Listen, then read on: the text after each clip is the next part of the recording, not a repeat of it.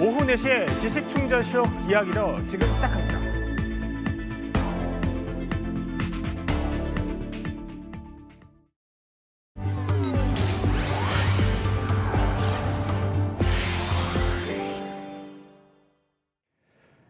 민주당을 덮친 공천 헌금 파동이 점점 더 커지는 모양새입니다. 1억 원 수수 의혹에 이어서 이번에는 김병기 전 원내대표 측이 수천만 원을 받았다가 돌려줬다 이런 의혹입니다. 일단 이게 탄원서가 뒤늦게 언론 보도를 통해 이제 알려지면서 의혹이 터진 건데 일단 돈을 받았다 이렇게 탄원서가 지목하는 게 김병기 전 원내대표의 배우자예요. 그렇습니다. 일단은 어떤 시기를 거슬러 올라갈게요. 2020년 총선을 앞두고 벌어진 상황입니다. 네. 두 전직 동작 구의원이 폭로한 내용을 바탕으로 제가 설명을 드릴 건데요. 예. 먼저 첫 번째 전직 구의원의 주장입니다.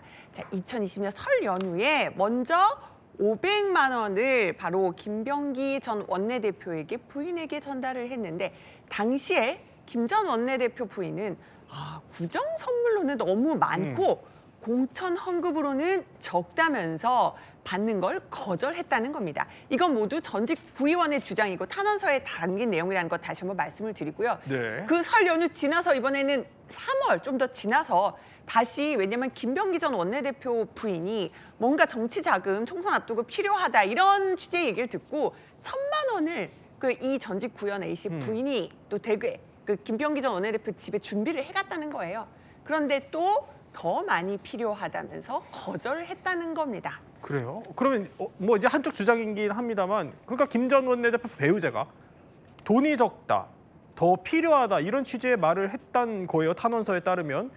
그러면 이 전직 구의원 A씨 측이랑 배우자 간에 그럼 얼마가 오갔다 이런 거예요? 자, 다시 이제 그 이후의 상황을 보여드릴게요. 이제 3월에 한번 거절을 했잖아요. 그런데 이제 또 다른 인물이 등장합니다. 김병기 전 원내대표와 가깝다는 구의원, 새로운 구의원이 한 명이 등장하는데 이 사람이 그때 지난번에 사모님한테 말했던 돈 달라고 연락을 했다는 겁니다. 그래서 네. 바로 동작구청 주차장에서 그때 준비했던 돈 1,000만 원을 전달을 했다는 거죠.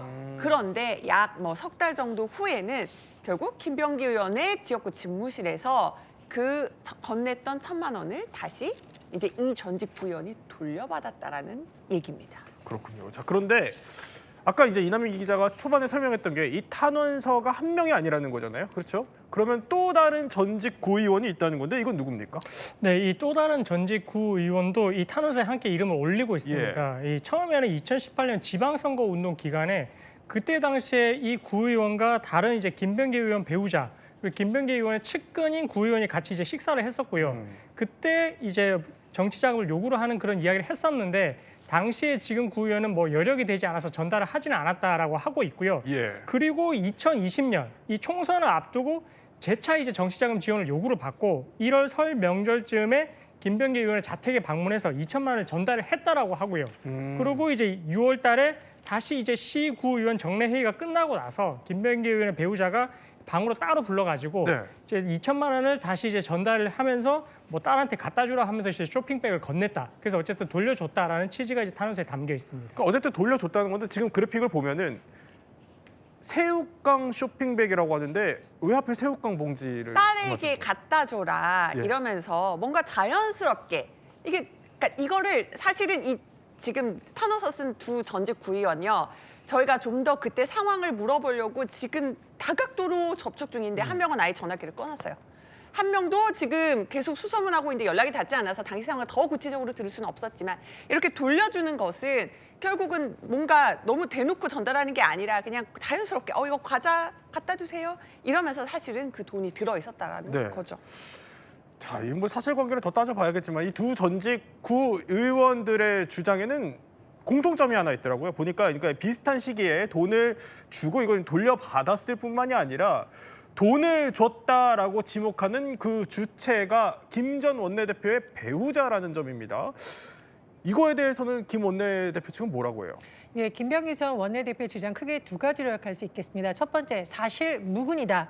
두 번째로는 과거에도 이런 투서가 있었지만 무혐의로 종결난 것으로 안다라는 것을 강조하고 있는데요. 조금 더 설명을 드리자면 총선을 앞두고 경쟁자에 대한 투서가 많이 쏟아지고 있었는데 그 대부분의 내용에 대해서 조사를 했고 그 결과 무혐의로 밝혀졌던 사안 중에 하나로 알고 있다는 취지로 설명을 하고 있습니다. 즉 과거에도 이런 논란이 있을 수 있었지만 조사 결과 무혐의로 밝혀진 것이다라고 강조하는 것으로 보입니다. 다만 민주당에서는 김병기 전 원내대표를 둘러싼 여러 가지 의혹에 대해서 네. 윤리심판원 차원에서 조사가 진행 중인 것으로 전해지고 있고요. 결과가 아마 중징계가 나오지 않을까 이런 관측이 나오고 있습니다. 실제로 민주당의 박지원 의원은 사실 뭐 국민들 입장에서 보면은 윤석열 정부에서의 윤석열 김건희 부부가 이게 행동이 이제 거의 동일체로 본다라는 시선이 있잖아요. 그렇기 때문에 김병기 원내대표가 본인이 아닌 배우자와 관련된 만약 문제가 있는 것으로 드러난다면 징계를 면하기 어렵겠다 이렇게 관측을 내놓고 있습니다. 그런데 자, 돈이 오간 것도 오간 거지만 또 한 가지 의문점이 남아요. 뭐냐면 이 보도의 이제 출발점이 탄원서인데 이 탄원서가 쓰여진 시점이요. 2023년 12월입니다. 그리고 그 탄원서를 자세히 보면은요.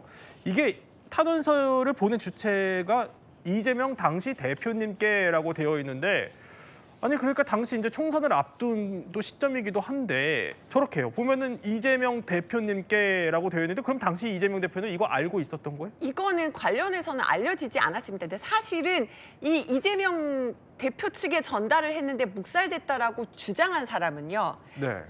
그러니까 이거 2020년 때 일이잖아요. 근데 이 탄원서가 작성된 것은 2023년 12월이고요.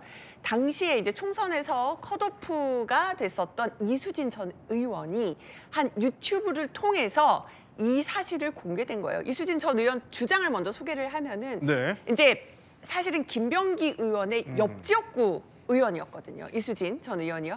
그래서 그 돈 줬다는 그 전직 구의원들의 탄원서를 당대표실에 그때 넘겼더니 당시에 2024년 그 그 공천의 검증위원장이 바로 김병기 의원이었습니다. 그러니까는 결국은 이재명 대표 측에 넘겼는데 결국은 김병기 의원에게 전달돼서 유야무야 넘어갔다라고 이수진 전 의원은 주장하지만 사실 이걸 탄원서를 이수진 전 의원이 직접 전달한 게 아니라 보좌진 그러니까 의원실 관계자가 전달했다고 하고요. 그러면은 뭐 이재명 의원 측에 당시에 네. 누가 받았는지도 밝혀지지가 않았거든요. 그러니까 이게 정말 제대로 전달된 게 맞는지 누가 받았는지 뭐 이런 것들이 더 좀 규명돼야 되는 상황입니다. 그렇군요. 이것도 좀 더 규명이 되어야 할 사안이라고 보는 건데, 자 결국에 이 의혹이요 오늘 경찰의 고발장까지 제출됐습니다. 이제 결국 또 수사기관을 통해서 들여다보게 될 텐데, 자 그러면 이걸 따져봐야겠죠. 김 전 원내대표의 배우자가 만약에 실제로 이 두 사람에게 돈을 받았는데 이걸 돌려준 게 사실이라면 돌려줬어도 처벌을 받아요? 돌려준 거는 사실 이제 이 범죄 성립에는 영향이 없습니다. 왜냐하면은 이제 받고 나서 몇 개월 있다가 돌려줬다 이게 지금 이제 사실관계로 나오는 부분이기 때문에 네. 그리고 영득 의사가 어느 정도 있었다라고 이제 보여지거든요. 근데 만약에 이제 받고 나서 며칠 안 돼서 바로 돌려줬다. 아니면 이제 인지를 하고 나서 바로 직후에 돌려줬다. 이러면 이제 범죄가 안 될 가능성이 있지만 이 사건 같은 경우는 탄원서 내용에 이제 비춰본다면은 몇 개월 있다라고 돌려줬기 때문에 이건 범죄 성립에 영향이 없다라고 보시면 될 것 같고요. 근데 예외적으로 만약에 판례상 이렇게 받았는데 바로 반환을 할 수 없었던 그런 예외적인 사유가 있었다라고 할 것 같으면 그러면 범죄가 안 될 수도 있지만 근데 그 사유에 대해서는 정말 납득할 수 있는 그런 소명이 돼야 됩니다. 네. 그래서 그 부분이 소명이 되지 않는다면 이렇게 이제 수개월 뒤에 돈을 돌려준 것은 영득 의사가 있고 범죄가 성립되는 데는 영향이 없다라고 보시면 될 것 같습니다. 아 그러니까 왜 몇 개월을 더 갖고 있었냐 이 부분에 대한 소명이 더 이루어져야 된다 이렇게 맞습니다. 보시는 거군요. 자 이렇게 정치권을 또 달구고 있는 소식이요 하나 더 있어서 전해드리도록 하겠습니다. 잡탕이 아닌 무직의 내각을 만들겠다던 대통령의 구상이 실현될 수 있을까요? 자, 보좌진 폭언 논란에 휩싸인 이해운 기획예산처 장관 후보자가 경찰에 결국 고발됐습니다. 자, 논란이 터지고 난 오늘 아침 출근길부터 한번 영상 저희가 준비했습니다. 볼게요. 자, 보면은 자, 왼쪽이 지난달 29일이고 오른쪽이 오늘입니다. 오늘은 좀 굳은 표정으로 누군가와 통화를 하는 모습인데 자, 며칠 전에 미소를 띠면서 저렇게 취재진 앞에 섰던 모습과 비교해봐도 분위기가 확연히 다릅니다. 오늘은 기자들 대기는 했는데 그냥 지나친 거예요? 사실 오늘 날씨도 가장 추운 날씨였는데 기자들이 굉장히 많이 대기했습니다. 왜냐하면은 바로 이 후보자의 어떤 보좌진에게 갑질하는, 인턴에게 갑질하는 음성이 폭로된 이후였기 때문에 거기에 네. 대한 입장을 드리려고 했지만요. 이 후보자는 저렇게 차 안에 타고 있었고요. 뭔가 통화하는 모습만 포착이 됐어요. 그래서 기자들 질문을 받지 않고 들어갔습니다. 사실 첫날에는요. 조금 전 이분할 영상에서 보신 것처럼 굉장히 환하게 웃으면서 인사도 했고요. 그다음에 이제 지금 경제 상태 퍼펙트 스톰이다 이렇게 진단하면서 뭔가 포부를 밝히고 기쁜 모습이었는데 네. 아주 대조를 이뤘습니다. 자, 아무래도 이제 오늘 기자들의 질의응답을 받지 않은 거는 의원 시절 인턴 직원을 질책했다 이런 녹취가 이게 그냥 적당히 넘어갈 수 있는 수준이 아니긴 했기 때문입니다. 기사 검색해서 보고해라. 도대체 얼마나 더 얘기를 해야 네 머리에는 그게 이해가 되니? 너 뭐 IQ 한 달이야? 그냥 이름만 들어간 거는 그거 아니야? 야! 내가 정말 널 죽였으면 좋겠다. 입이라고 그게 터졌다고 그냥 막 네 맘대로 그러고 떠서? 아, 네 판단하지 마. 네 머리 갖고 판단해갖고는 안 돼. 네가 무슨 그게 머리라고 판단을 하니? 너 머리는 판단하는 머리 아니야. 너 판단하지 마. 내가 몇 번을 얘기 알아들어. 네가 무슨 판단을 해, 네가 무슨. 자, 이 후보자 측도 이 녹취가 나온 뒤에 변명의 여지 없이 사죄한다 이렇게 밝히긴 했는데 어제도 보니까 이 보좌진이 집에 있는 그 프린터를 고치라고 했다 이런 사적 심부름을 받았다 이런 의혹까지 지금 나오면서 또 파장이 가라앉질 않고 있는 모양새인데 결국 오늘 고발까지 당했어요. 그렇습니다. 이 이혜훈 후보자에 대해서 지금 이제 갑질을 했다라는 그런 의혹에 대해서 이제 고발이 됐는데 협박과 직권남용 혐의로 지금 고발이 된 상태입니다. 일단은 당시에 이제 예. 어쨌든 의원의 신분이었고 그런 상태에서 이제 약자였던 인턴에게 이런 모욕적인 언사를 한 거는 이제 명백한 괴롭힘이다라는 취지였는데요.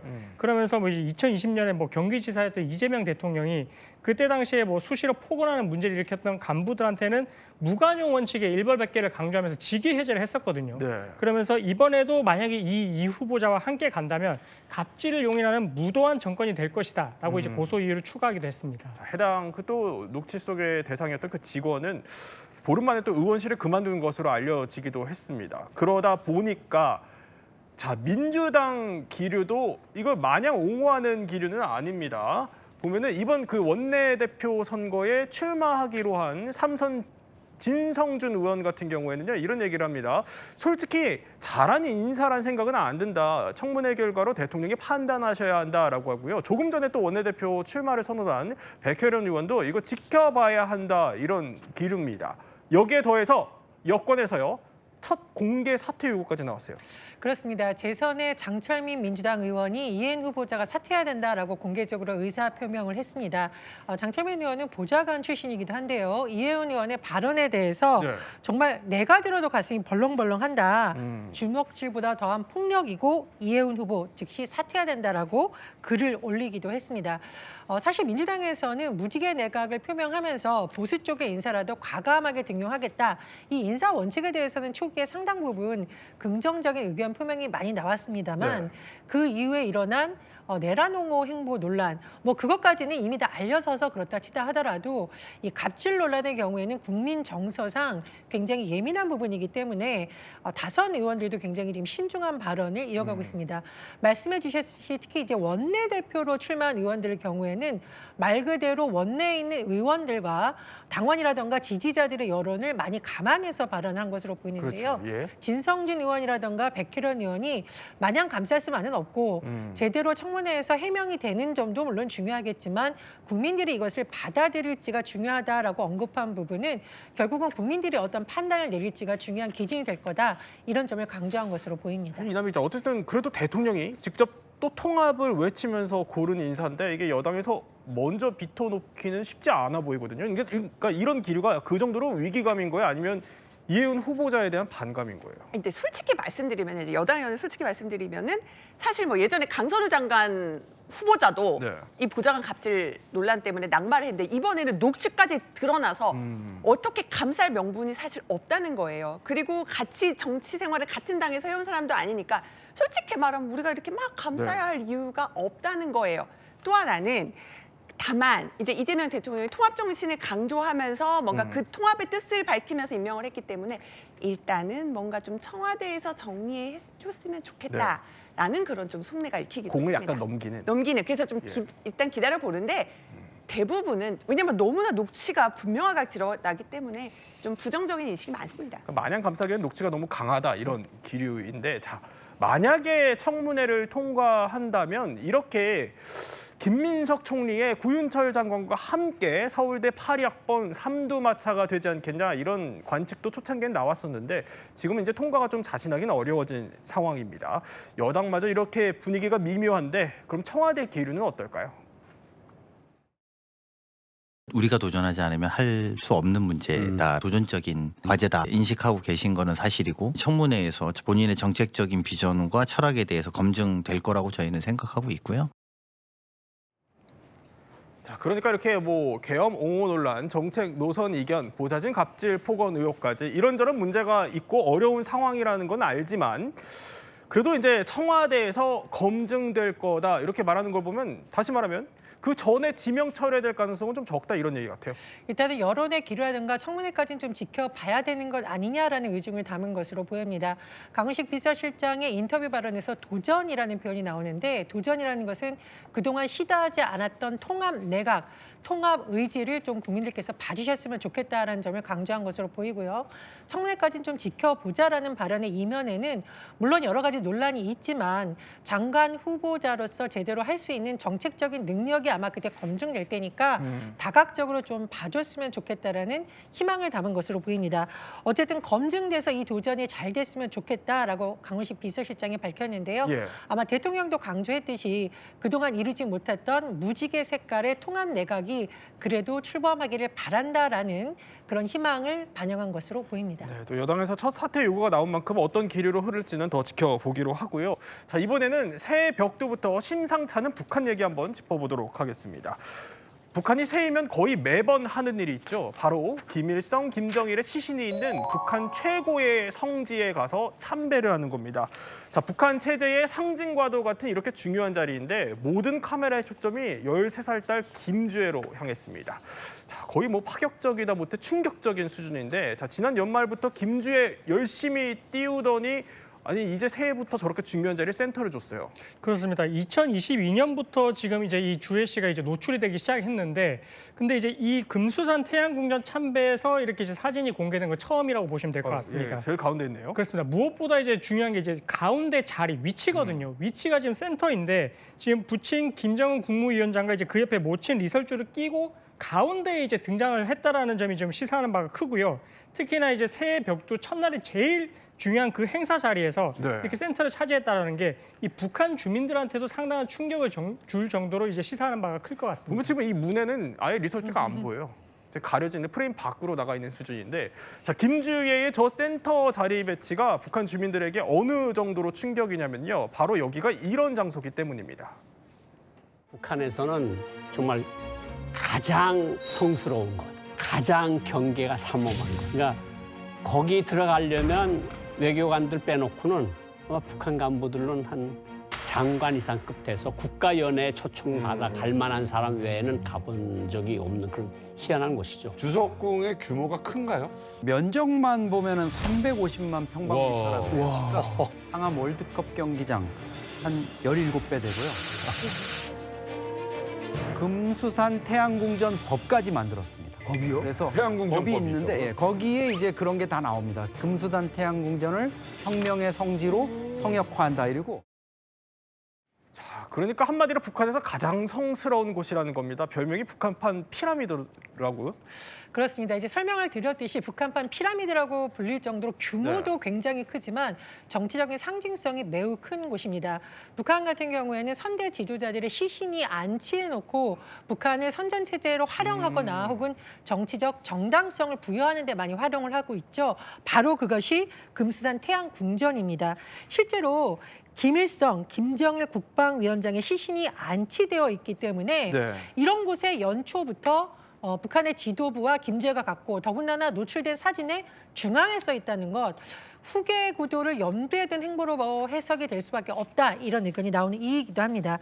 이곳에는요, 근데 굉장히 좀 특이한 유물도 많이 전시되어 있다라고 하는데 보통 이제 고인이 좋아하던 것들을 많이 전시해 놓죠. 네. 벤츠가 전시되어 있다. 아마 이제 벤츠 예. 자동차 이용했던 벤츠가 전시되어 있는 것으로 알려져 있고요.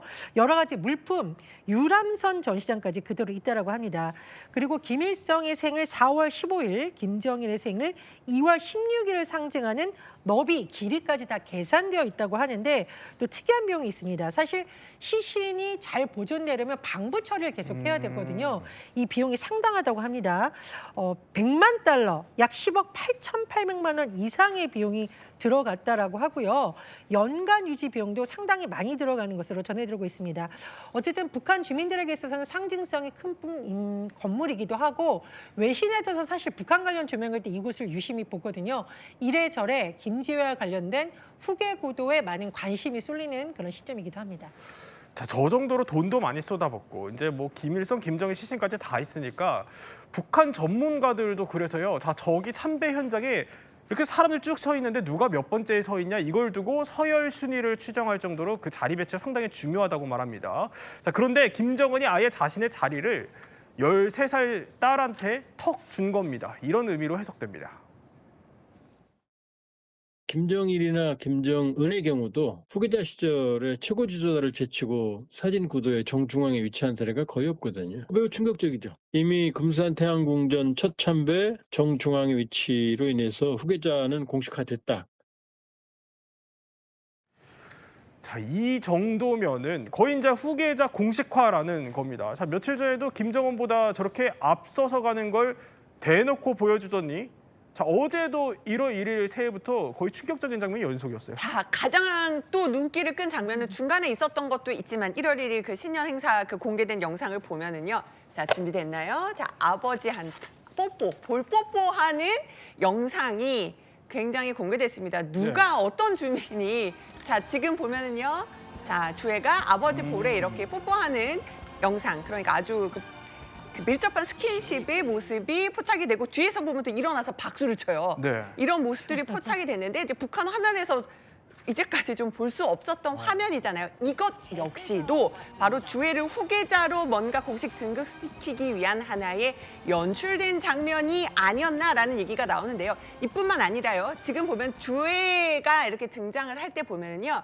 주애가 지금 13살 된 아이인데 보면 이렇게 주애가 아이 네. 보면 중년 여성이요. 바로 이 주애에게 90도로 인사하고요. 막 뭔가 안기려고 하는 듯한 모습도 보이고요. 주애가 지나갈 때 막 어린 아이들도 굉장히 90도로 굽혀서 이 주애에게 인사하는 장면이 보입니다. 그러니까 아이가 아이한테 인사를 받는 거죠. 중년 여성도 오히려 90도로 인사를 하고. 저 사람은 명확하게 지금 김주한테 인사하는데요. 그러니까 아주 90도로요. 그런 식으로 해서 저런 모든 장면의 연출들이 뭔가 주의 후계 구도를 공식화하는 게 아니냐라는 해석이 나오는 평양에서 이거를 어떻게 받아볼지 뭐 받아들일지는 모르겠습니다만 이렇게까지 평양 민심을 흔들고 또 낯선 김주애를 계속해서 앞세워서 각인시키면서 도대체 김정은이 바라는 건 뭘까요?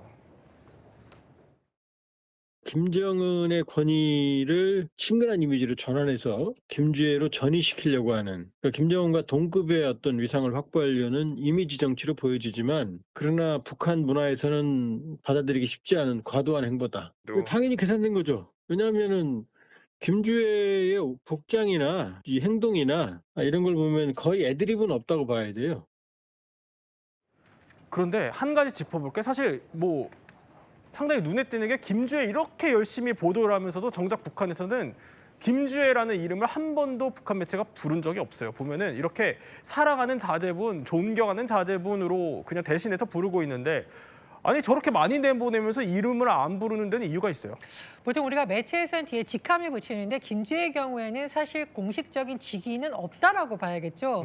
북한의 매체에서 뭐 김정은 위원장, 김여정 부부장 뭐 이렇게 쓸 수 있지만 뭐 김주애가 이렇게 쓸 수는 없으니까 이렇게 이제 완곡한 표현을 쓴 것으로 보입니다. 근데 이름만 부를 수는 없어서. 그런데 이제 주목할 점이 있습니다. 그렇다면 점점 후계 구도에 대한 관심이 높아지고 있는 상황에서 과연 김주애에게 어떤 직위가 주어질 것이냐. 그 기점이 일단 올해 초로 예상된 9차 당대회가 아닐 것이냐라는 전망이 나오고 있는데 다만 이 부분에 있어서는 전문가들 사이에서 의견이 엇갈리는 것으로 보입니다. 첫 번째로는 후계 구도를 좀 강력하게 상징적으로 보여주려면 뭔가 직위를 줄 것이다라는 예상이 나오고 있지만 거꾸로 사실 다른 사람들에 비해서 이 13살짜리 미성년자가 그동안 정치적으로나 사회적으로 역할이 많은 것이 아닌데 오히려 어떤 직위를 부여했을 때 반감일 수 있는 리스크가 있다 이런 의견도 있기 때문에 앞으로 9차 당대회에서 어떤 상황이 펼쳐질지 굉장히 주목이 되고 있습니다. 네, 또 연초에 당대회가 열린다고 하니까 여기서 어떤 결론이 나올지는 더 지켜봐야겠습니다. 자, 이번에는요 황당한 좀 국내 소식이 하나 있어서 소개해드리려고 합니다. 얼마 전에 배우 나나 씨의 집에 강도가 침입했었죠. 나나 씨가 이 강도를 제압을 해서 또 당시 화제였는데 아니 이 강도가 역으로 고소를 했습니다. 그것도 살인 미수 혐의로요. 그러니까 이 강도 피해자 입장에서는 나나 씨가 전현희 평론가 오히려 나를 살해하려고 했다. 이런 주장이에요. 이 주장을 듣는 많은 분들이 참 어이없다 이런 반응을 보이실 겁니다. 이 강도가 지난해 11월 15일 새벽에 나나 씨의 집에 침입을 했었고 네. 흉기를 들고 있었던 것으로 전해지죠. 그런데 나나 씨와 어머니 간에 특히 이제 나나 씨와의 몸싸움이 벌어진 것으로 알려져 있고 이 강도가 제압을 당했습니다. 그런데 문제는 뭐냐? 이 강도가 처음에는 본인의 어떤 혐의를 인정하는 듯한 태도를 보이다가 네. 최근에는 입장을 번복하면서 오히려 내가 피해자라는 식으로 주장을 하고 오히려 나나 씨를 고소를 한 겁니다. 네. 나는 범행 때 흉기 소지를 하지 않았고 피해자들에게 상해를 가한 적이 없다라고 주장을 하고 있는데요. 이 부분에 대해서는 물론 법적으로 판단이 더 나오겠습니다만 많은 사람들이 이거 오히려 2차 가해다. 그리고 이런 것을 허용해주는 법적인 것이 맞느냐라는 논란까지 제기되고 있는 상황입니다. 아니 그러면 도대체 남의 집을 왜 들어갑니까? 근데 당시 저렇게 사다리까지 이용해서 침입했던 것으로 또 알려졌잖아요. 경찰도 당시 이게 정당 방위로 본 거 아니에요? 맞습니다. 당시 이제 피해자가요. 몸싸움 중 이제 부상을 입었습니다. 아까 좀 전에 얘기한 것처럼 네. 이제 뭐 턱 부분에 상처를 입은 것으로 알려졌는데 경찰은요 이거 다친 거에 대해서 모녀의 책임 묻지 않는다고 했어요. 왜냐하면 바로 이 모녀도 저 강도인 남성 때문에 굉장히 신체적으로 피해를 입었잖아요. 어머니는 지금 일시적으로 잠시 정신을 잃기도 했고요. 게다가 이것이 일부러 그런 것이 아니라 보호하기 위해서 자신들을 보호하기 위해서 정말 방어하는 과정에서 이렇게 상처를 입은 것인데 네. 이 남성 자체도 그렇게 입은 상처가 크지 않다고 판단을 했다는 거죠. 그런 것 때문에 바로 정당 방위라고 판단을 했는데 좀 다들 어이없다는 반응이 지금 많이 나오고 있습니다. 아니 그럼 이 강도 피해자는 뭘 근거로 아니 왜 역고소한 거예요? 그러니까 지금 이제 이 강도 피의자가 피고인이 받고 있는 혐의가 특수 강도 상해입니다. 특수 강도 상해가 이제 법정형 하한이 살인죄가 이제 징역 5년 이상인데 그것보다 높거든요. 그러니까 지금 본인이 살인 미수로 오히려 나나 씨를 고소를 하면서 결국 나도 당시에 턱 부위에 상처를 입었고 내가 이런 부분의 상해를 피하기 위해서 나나 씨 측에 이렇게 이제 상해를 입힌 거다. 약간 이제 정당방위로 조금 주장을 하면서 강도 상해죄가 아니라 상해가 떨어져 나가고 특수 강도라든지 이렇게 이제 법정형을 조금 낮춰보려고 본인 입장에서는 이렇게 약간 흙탕물 싸움으로 이제 가려고 하는 그런 의도가 아니었나 이렇게 좀 추측이 됩니다. 아니 그럼 혹시 만에 하나 이 주장이 인정될 여지가 있어요?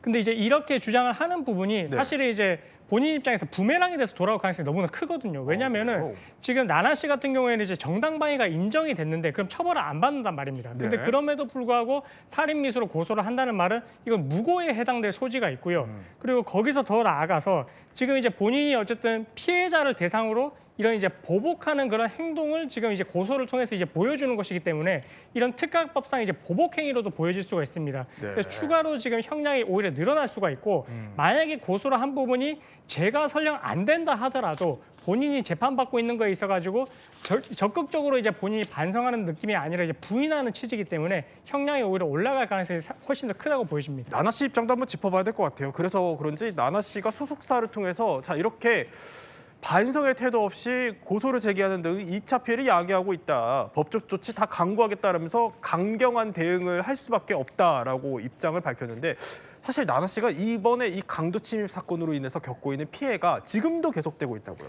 그렇습니다. 보통 이렇게 연예인분들이 영상을 통해서 팬들에게 추천하고 싶은 용품 하면 뭐 재미있는 아이템을 많이 하거나 본인이 읽은 책 이런 경우가 많습니다. 그런데 나나 씨는 팬들에게 추천하고 싶은 아이템으로 이걸 꼽았다고 하네요. 바로 호신용 스프레이입니다. 이게 웃어넘길 수만은 없는 것이 나나 씨가 이렇게 밝혔거든요. 최근에 큰 사건 겪으면서 나는 나밖에 못 지키는구나 하고 깨달았다.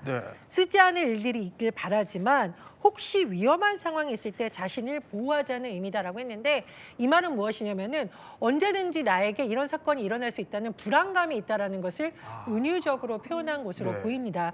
더군다나 아직까지 범죄의 피해로부터 완전히 벗어나지 못한 여러 가지 어려움을 겪고 있으로 추정이 되는 상황에서 이렇게 강도가 본인을 고소하는 상황까지 일어났으니까 좀 많은 팬들이 나나 씨를 응원하고 있습니다. 좀 안타까운 일인데요. 어쨌든 법적으로 앞으로의 결과를 조금 더 지켜봐야겠습니다. 네. 새해가 밝았는데요. 안타까운 소식이 해외에서 하나 들어와서 전해드리려고 합니다. 자, 새해를 맞이하는 환호가 10초 만에 비명으로 변했습니다. 스위스의 한 유명 휴양지가 순식간에 불길에 휩싸였다고 하는데요. 자, 새해 첫날부터 무슨 일이 있었던 거예요? 깜짝 놀랐습니다. 영상 보면서 설명을 드릴게요. 새해 첫날 새벽 1시 반쯤 벌어진 일입니다. 스위스의 알프스 스키 리조트 굉장히 유명한 한 술집인데요. 예. 갑자기 지금 천정으로 불길이 네. 치솟는 모습 보실 수가 있습니다. 사람들이 끄려고 굉장히 지금 안간힘을 쓰고 있고요. 또 빠져나가기 위해서 애쓰는 모습도 보실 수가 있습니다. 지금 이 화재로요. 네. 최소 40명이 사망하고 115명이 부상을 입은 것으로 알려졌는데요. 가장 궁금한 것은 화재 원인인데 당국이 조사 중입니다만 지금 목격자들은 이렇게 얘기하고 있습니다. 지금 천장에 불이 붙어 있잖아요. 네. 그 샴페인 서빙하는 과정에서 그 축하용 불꽃 같은 것들이 있었는데 이 불꽃이 튀면서 천장으로 튀면서 불이 붙으며 아주 빠른 시간에 불길이 지금 옮겨 붙었다는 것으로 알려져 있습니다.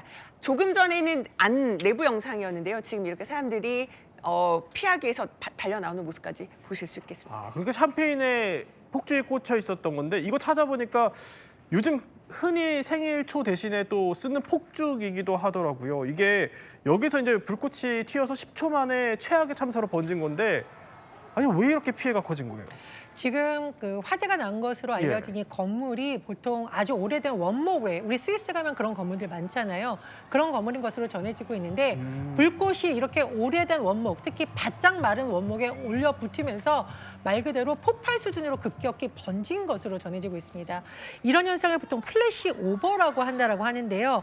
바, 술집 같은 공간이 이렇게 밀폐되어 있습니다. 그러면 화재가 발생하면 연기가 쭉 올라가서 모여 있다가 어느 순간 임계점에 다다르면 순식간에 주변에 탈 수 있는 물질, 가연성 물질들을 순식간에 타버에 만드는, 전소시켜버리는 현상이 일어난다고 합니다.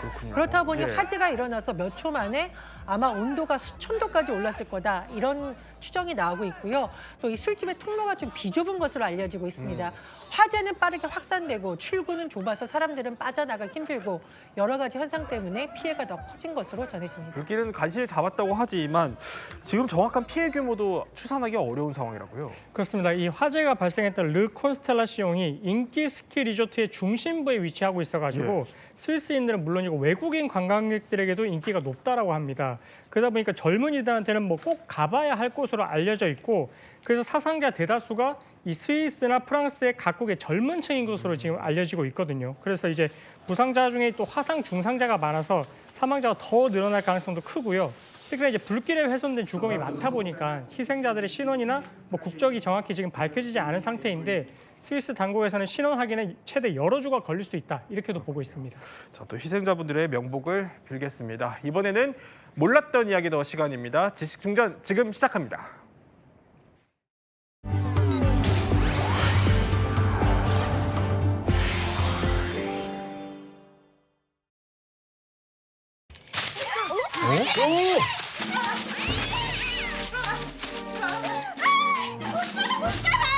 이거 뭐야? 이혼해. 이혼하자고.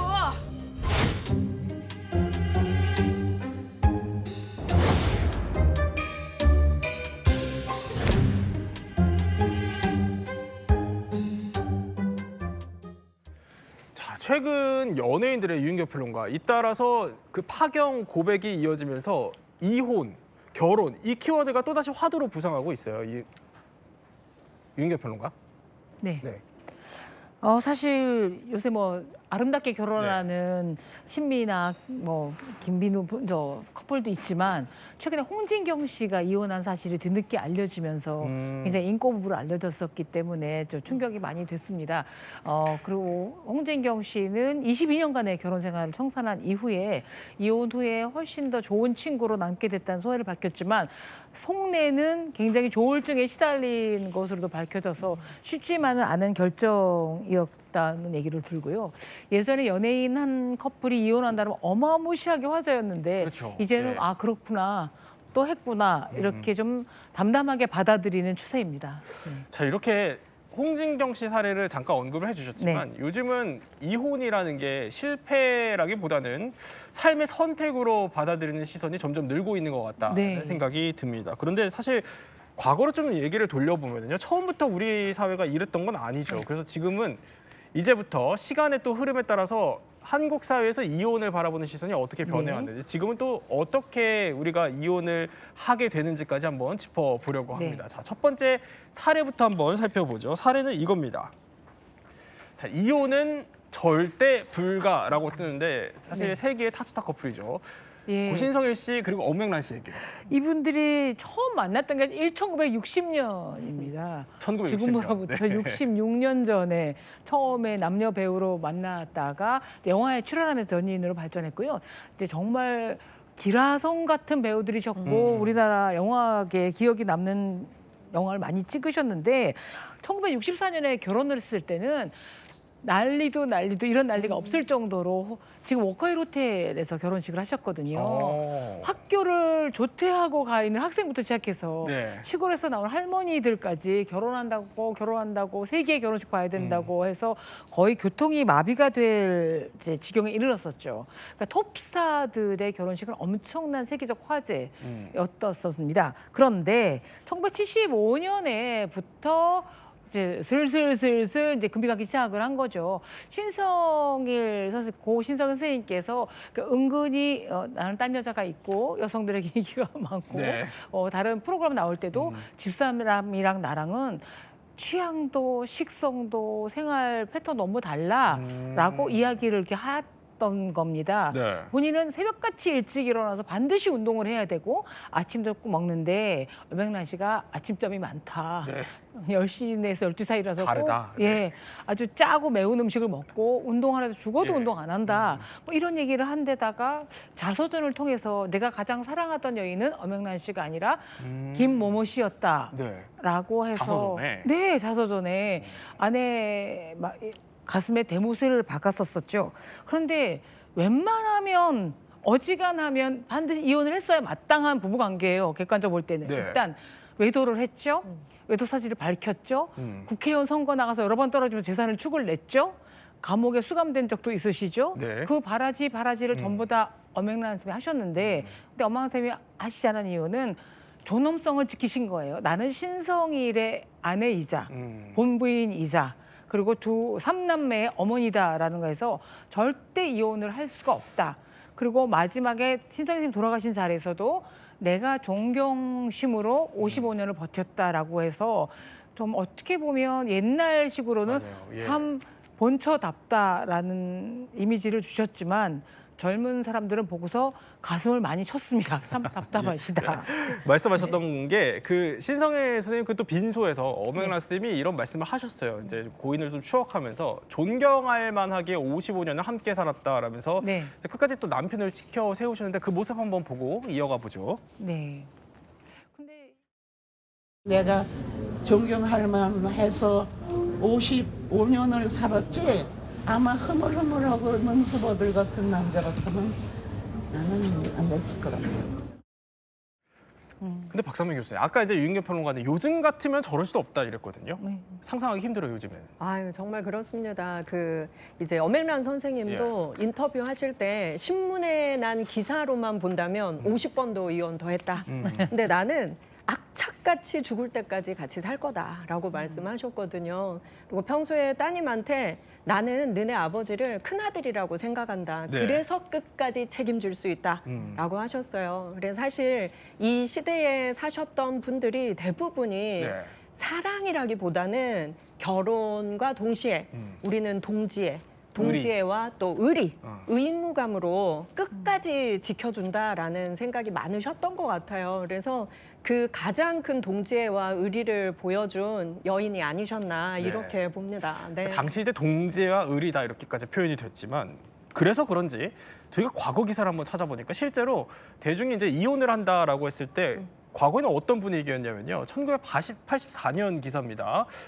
한번 읽어보면 제목은 연예인 몸가짐 단정이 이런 사설인데 이 내용을 보면은 마치 뭐 이혼을 위해 결혼을 하는 듯하다라면서 굉장히 매섭게 또 비판을 하는 사설이에요. 그러니까 사설이라고 하면은 독자가 바라보는 시선이 대중들이 이런 시선을 갖고 있다 이런 뜻일 텐데 당시에 이혼이라는 게 굉장히 터부시됐던 사회였어요. 사실 이혼이라는 것은 지금도 뭐 박수치고 환영하고 아름답게 묘사되지 않습니다만 저 당시에는 주홍 글씨였어요. 이혼녀라는 건 마치 굉장히 가시가 멜로가를 쓰는 거였고 지워지지 않는 상처였고 개인의 선택의 문제가 아니라 특정한 이기주의로 가족을 해체시키는 거라는 느낌이 강했기 때문에 아마 얼마 전에 돌아가신 김지미 씨의 경우에도 이혼할 때마다 엄청난 상처를 받으셨던 걸로 알고 있고요. 세기의 결혼과 세기의 이혼이라고 해서 화제가 됐었거든요. 개인의 문제가 아니에요. 공인들은 더 했겠죠. 그래서 마치 이혼을 한다는 거는 범죄인보다도 더 못한 수준의 평가를 받았던 걸로 기억납니다. 이랬던 이제 과거 분위기가 점점 이제 반전이 되기 시작합니다. 아예 뭐 이혼한 소식을 알리지 않거나 알더라도 이게 SNS를 통해서 좀 뒤늦게 조용히 알리게 되는 경우들이 생겨나고 있는데 최근에는 또 이런 사례까지 있습니다. 한번 소개를 해드리면 자, 이혼하지 않아도 산다. 뭐냐면 2017년에 이제 공개적으로 불륜을 인정을 했는데 이분들 일단 이야기부터 한번 들어보고 이야기 더 나눠보죠. 저희 두 사람 사랑하는 사이고요. 저희 나름대로 진솔하게 사랑하고 있습니다. 저희가 책임져야 되는 부분이고 진심을 다해서 만나고 사랑하고 있습니다. 사실 공개 석상에서 저렇게 인정을 해서 당시 굉장히 좀 어떻게 보면 스포트라이트를 많이 받았던 충격적이었던 일이었어요. 네, 맞습니다. 이게 결혼이라는 게 사실은 개인과 개인의 선택인데 이거를 법에서 민법에서 규정을 하고 있단 말이에요. 그러니까 제도거든요. 결혼이 제도이기 때문에 저 두 분이 아무리 사랑을 해도 법에서 인정해 줄 수 없는 사랑이기 때문에 여러 가지 이제 제재를 받게 되는 거고 그래서 저 홍상수 감독님은 이혼을 하고 싶어도 못하게 법이 막고 있기 때문에 유책 배우자로서 이혼을 못하게 되는 상황이 되니까 여러 가지 이제 법적 쟁점이 발생하게 되는 거죠. 예를 들면은 지금 혼외자 문제가 생겼고요. 얼마 전에 등남 그쵸 소식이 전해졌고 네, 등남으로 인해서 그 아이는 근데 혼인 외에 출생자가 되기 때문에 혼외자가 되고 물론 인지를 하면은 홍상수 감독의 아버지가 되니까 어떤 법적인 권리가 생길 수 있습니다. 상속은 발생할 수 있지만 홍상수 감독님이 유책 배우자인 점이 변함이 없기 때문에 아마 아내분이 원하지 않는 이상 절대 이혼할 수 없는 그런 이제 법적인 문제가 생기게 되는 거죠. 이렇게 시대에 따라서 딱 변하는 이혼의 모습들 한번 저희 살펴봤는데 최근에 통계 하나가 유의미한 게 생겼어요. 저희가 살펴보니까 바로 황혼 이혼이 급증을 하고 있어요. 네, 2000년도만 해도 황혼 이혼이 3%. 그런데 작년 통계에 따르면 25%까지 올라와 있습니다. 25%요? 네, 4분의 1이 황혼 이혼인 셈인데요. 4명 중에 1명이네요. 그렇죠. 근데 전 이제 법적으로 완전히 끝난 경우이고요. 고민하거나 상담을 하는 사람들은 사실 2~3배 이상 훨씬 많죠. 네. 실제로 어때요? 상담소에 좀 찾아오시는 분들? 아, 네. 예전에는 결혼 3~4년 이내 상담이 많았다면 지금 이제 고령화 사회로 가면서 갈수록 이제 50대 이상 이혼을 고민하는 분들 상담이 훨씬 많은데요.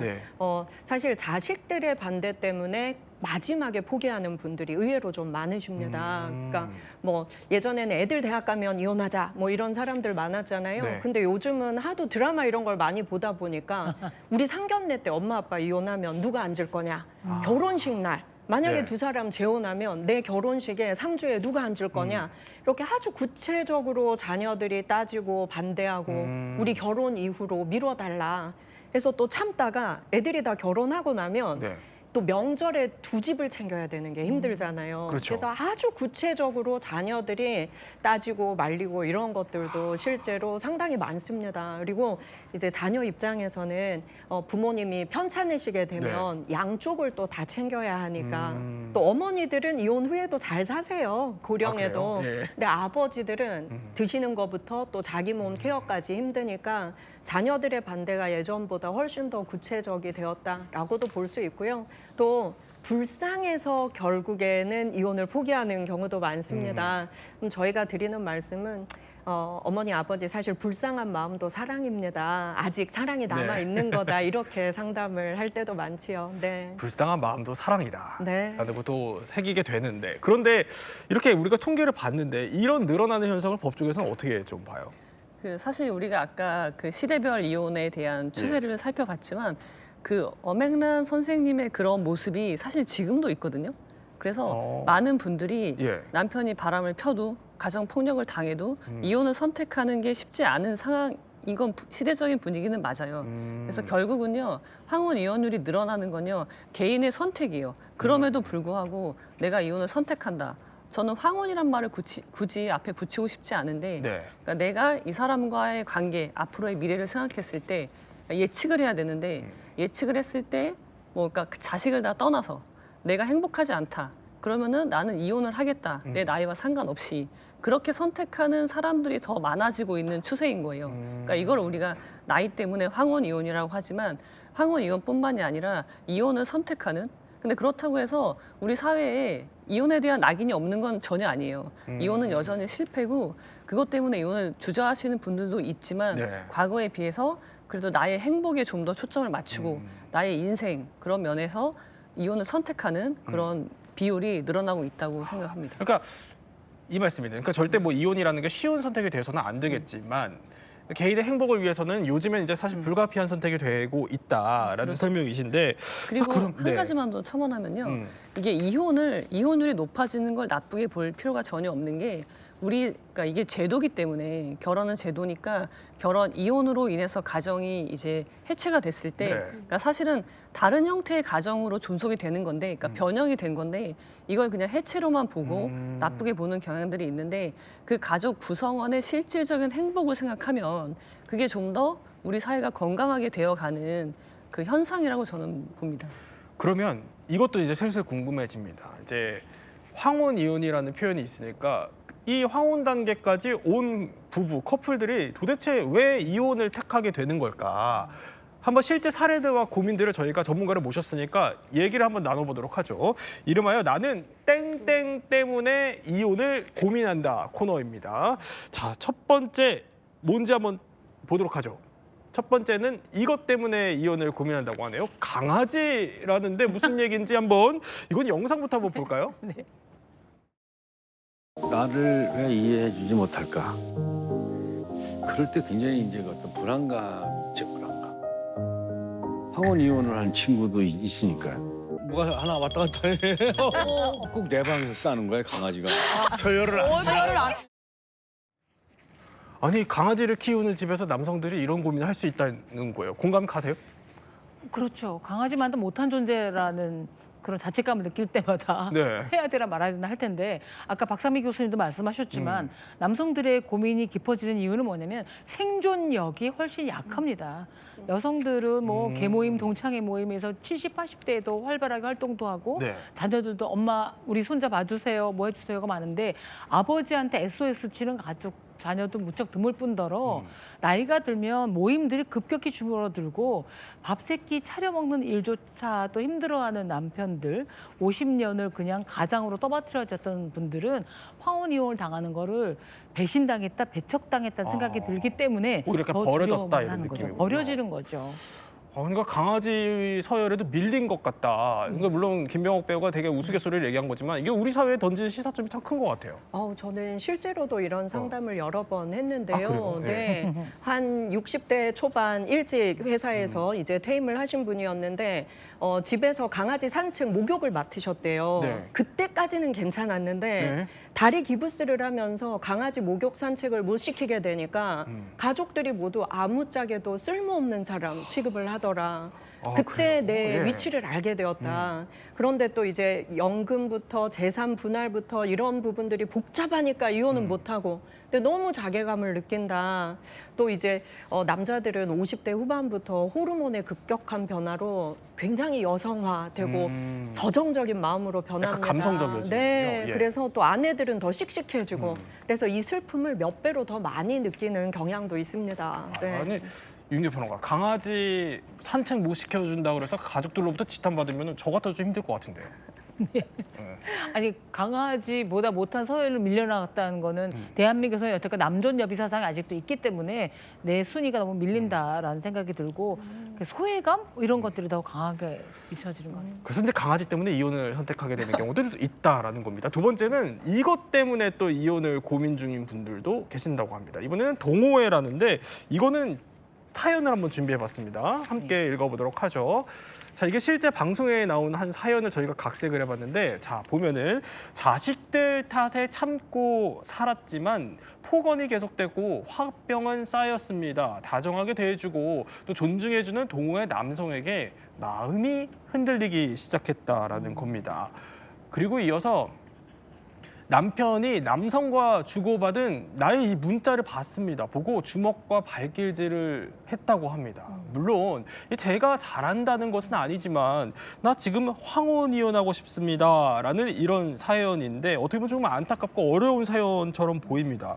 일단 이것부터 짚어보죠. 아직도 배우자의 어떻게 보면 폭행이나 폭행 이런 거를 참고 사는 분들이 계세요?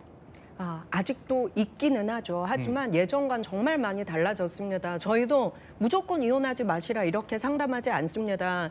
꼭 이혼을 해야 되는 경우도 있는데요. 평생 고쳐지지 않는 폭언, 폭행, 그리고 계속되는 외도의 경우에는 저희도 이혼을 권합니다. 네, 근데 이게 만약 처음이 아니었다면, 평생 이것이 반복되어 왔다면 첫 번째는 상담을 좀 권해보고 싶고요. 그 이후에도 변하지 않는다면 이건 이혼 사유로 저희도 충분히 권할 수가 있습니다. 그런데 저희 상담을 해보면 예전에 우리 부모님도 이렇게 살았다. 그래서 그걸 대물림해서 당연시 생각하는 남자 어른들이 아직도 있어요. 그러나 제3자의 상담 치료를 통해서 변화되시는 분들도 있기는 합니다. 그래서 상담이라는 그 관문을 한번 통과해 보시고 그래도 변화가 없다면 저는 외도 그리고 반복되는 폭행은 이혼 사유로 충분하다라고 생각합니다. 그런데 하나 짚고 가면요. 원래 타인의 배우자에게는 다정하게 말하기가 쉽습니다. 동호회에서 잠깐 만난 남녀가 나에게 친절하고 다정하게 해주는 것에 넘어가서 내 배우자와 이혼까지 결심하는 사람들은 사실 많지 않을 거예요. 네, 그래서 우리도 얼마든지 새로운 대화법 그리고 새로운 결심을 하면 새로운 부부 생활 다시 시작할 수도 있다. 그 마지막 기회는 꼭 한번 우리가 좀 누려보자라고 권하고 싶습니다. 보니까 상담부터 받아봐야 되겠다 이런 생각이 들긴 합니다. 자, 그런데 일단 이 케이스가 있으니까 뭐 변호사님께 안 여쭤볼 수가 없어요. 그러니까 이 사람 얘기는 이거예요. 나는 같이 밥 먹고 문자만 나누는 사이였다라는 건데 이 경우에는 유책 배우자라서 이혼 소송을 못 합니까? 보통 이제 우리가 외도라고 흔히 말하는 그런 거를 저지른 분들이 저렇게 이야기를 다 하십니다. 나는 그냥 밥만 먹었다. 네가 생각하는 그런 관계 아니다. 그런 식으로 변명을 공통적으로 하시는 거고요. 이 사례자 여성분의 가장 큰 문제는 뭐였냐면 폭언과 폭행을 참고 사는 게 문제인 거예요. 아이들 때문에. 그렇다면 사실은 부부 관계를 이어주는 법적인 의미에서 두 가지 요소는 애정과 신뢰예요. 근데 그 두 가지가 없다면 이미 파탄이 난 관계인 거죠. 그냥 아이들 때문에 이혼을 하지 않았을 뿐이지 파탄 난 관계니까 동호회에 가서 누군가 이성한테 마음이 끌리게 된 거거든요. 그러니까 그 원인은 사실은 문자를 보냈냐 뭐 그런 문제가 아니라 사실은 파탄 난 관계에 왜 이혼을 아직까지 하지 못하고 그러니까 우리가 흔히 말하는 외도의 의심을 받는 행위까지 나아간 거죠. 왜 거기까지 가게 됐냐. 그래서 사실은 이런 말씀을 제가 많이 드리는데 지금은 외도나 저런 동호회에 가입해서 내가 마음 둘 곳이 없어서 저런 데 가는 게 아니라 사실은 이혼을 해야 될 때다. 그런 말씀을 드리고요. 지금 정확히 알 수는 없어요. 왜냐하면 이미 마음이 갔거든요. 그래서 어떤 내용의 문자를 보냈는지를 봐야 되고요. 문자 내용에 만약에 사랑한다, 보고 싶다, 하트 그런 게 가면은 그거는 부정행위라고 볼 수 있습니다. 근데 한 가지만 여쭤보면 문자가 아니라 요새는 사실 그런 분들도 늘어요.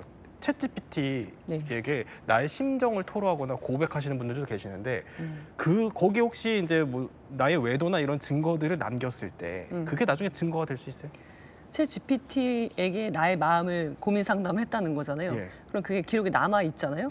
그럼 거기에 누군가가 그러니까 구체적인 그러니까 소설이나 그런 게 아니라 가상이 아니라 이게 누군가가 특정될 수 있고 구체적인 사실관계가 들어가 있다면 그것도 하나의 증거로 볼 수 있겠죠. 그렇군요. 자, 그러면 이렇게 또 이 이유 때문에 이혼하시는 분들이 또 있습니다. 이번에는요. 땡땡 때문에 이혼을 한다. 이번에 한 글자군요. 말 때문에 이혼한다는 건데 이거 한번 박상미 교수님께 여쭤볼게요. 말이 무슨 얘기예요? 우리가 사실 이혼 사유가 협의이혼 그리고 소송이혼에서도 다 성격 차이 때문에 이혼한다 이렇게 써오지만 제가 가정법원 판사님들 교육할 때 함께 대화를 나눠보니까 판사님들이 우리가 볼 땐 다 말이 안 통해서 이혼한다. 말 때문에 이혼한다. 말 때문에 말이 안 통해서. 의사소통이 안 돼서. 사실 그럼 외국인이랑 결혼하면 다 잘 사느냐 아니잖아요. 이게 서로의 감정을 몰라주기 때문에 감정 소통이 안 돼서 그렇습니다. 그래서 저도 이혼을 원해서 온 부부들 상담할 때 평생 동안 섭섭하고 속상했던 것만 마음껏 한번 말해보자. 양쪽 다.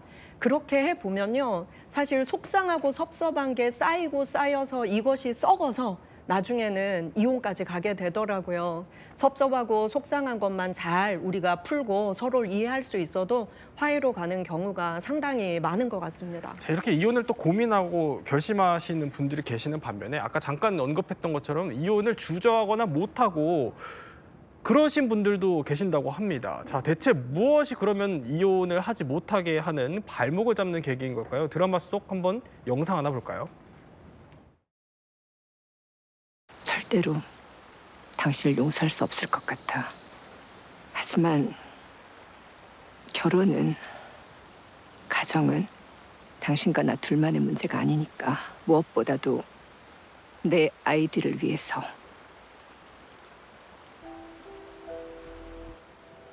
아니 그리고 사실 아까 언급하셨던 것처럼 이제 가족들, 자식들이 이제 반대한다 이 얘기인 것 같아요. 자, 그래서 첫 번째 나는 자식 때문에 산다라는 건데 아니 오히려 사실 황혼쯤 되면은 이제 독립하고 직장을 갖고 그런 자식들이 많아서 더 쉬운 거 아닙니까? 꼭 그렇지도 않습니다. 그러니까 여태껏 저는 이 주제를 방송하는 게 너무 놀라운 게 90년대 최초로 황혼 이혼 판결이 나왔을 때 판사가 30여 년 동안 남편의 폭행과 폭력에 시달린 부인에게 한 말이 그냥 그 살던 대로 좀 참고 사세요. 라고 판결을 내려서 엄청나게 여성계로도 반발을 받았었는데 이제는 황혼 이혼이 이렇게 주제가 되고 자녀들 문제가 되는데 자식 때문에 한다는 건 그렇죠. 부모로서의 책임감인 거죠. 뭐 대학교 갈 때까지만 이혼하지 말자. 결혼할 때까지만 하자. 3년내까지. 네. 손잡아줘야 되니까 아빠가. 그다음부터는 뭐냐면 이게 또 결국은 재산 싸움입니다. 이혼하게 될 경우에 부모가 누군가가 넘어가고 이건 문제가 있어서 황혼 이혼이 사실 화두가 되고 있지만 쉬운 문제는 절대 아니라는 거예요. 그러니까 이게 연결이 된다는 거예요. 두 번째 황혼 이혼을 택하지 못하는 이유는 자 이거요. 돈 때문에 산다라는 건데 최근에 그 배우 김용옥 선생님도 이거 비슷한 사연을 털어놓으셨어요? 네, 지금 85세인가 그렇게 되신 분이고 결혼 생활이 한 60년 가까이 되는 걸로 알고 있는데 이분이 이제 경제 주체란 말이죠. 황혼 이혼을 하면요 기여분도 있고 결혼 생활이 오래되셨기 때문에 재산을 거의 반 이상 나눠줘야 됩니다. 그렇게 되면 이분의 경우 말고 60년을 사셨던 보통 분이 하면 2명의 빈곤 노인으로 분리가 될 뿐이에요. 네. 그렇다면 약간 뒤지고 볶고 하더라도 이 현재 경제 상태를 유지하면서 그냥 각방을 쓰던지 혹은 대화를 줄이던지 하면서 이어지는 돈 때문에 못하는 경우가 사례 굉장히 많고요. 남일 같지 않습니다. 저도. 네. 자, 이렇게 김혁 선생님은 사실 우스갯소리로 한 거지만 이 재산 분할이 그런 관심이 황혼 이혼에 있어서 한번 OX 퀴즈를 저희가 준비를 해봤는데 자, 첫 번째 OX 퀴즈입니다. 전업주부는 재산 분할이 불리하다. 변호사님께 여쭤봐야 될 것 같아요. 어떻습니까? 네, 전혀 불리하지 않고요. 이 전업주부라는 거를 본인 스스로가 노동력이라고 생각을 안 해서 그런 거예요. 그러니까 내가 만약에 전업주부, 아이 양육 이런 걸 하지 않는다면 사람을 써야 되는데 그랬을 때 한 400~500만 원이 든단 말이죠, 실제. 그러니까 그거를 노동력으로 환산을 하면 전혀 재산 분할을 하는데 불리하지 않습니다. 그러면 두 번째는 이런 것도 한번 여쭤볼 수밖에 없을 것 같아요. 만약에 불륜으로 이혼을 했을 경우에 이 이혼한 배우자는 재산 분할을 받을 수 없습니까?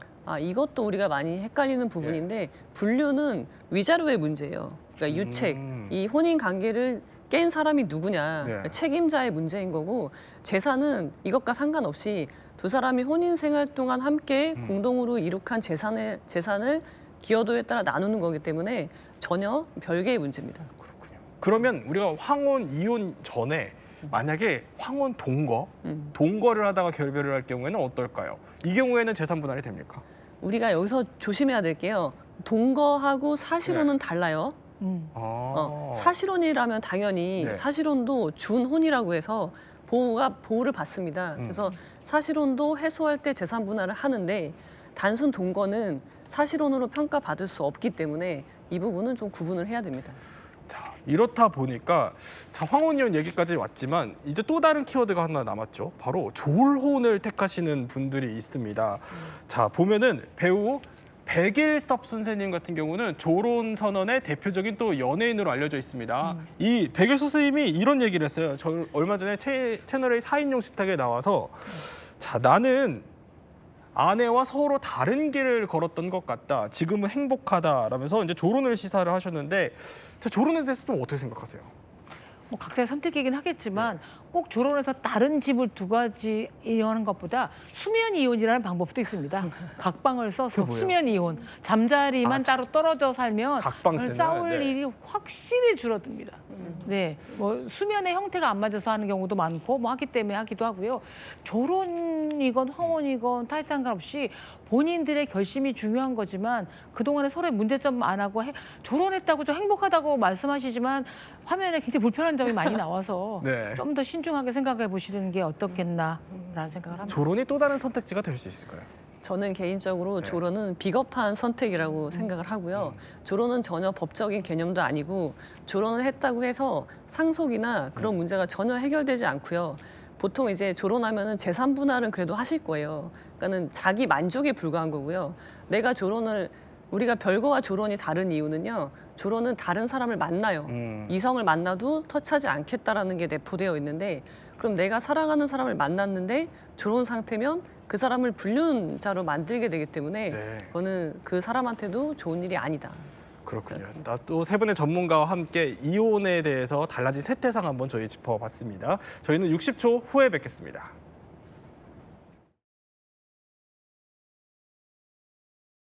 이야기 더 저희는 다음 주 월요일에 더 알찬 지식과 함께 찾아오겠습니다. 시청해주신 여러분 고맙습니다.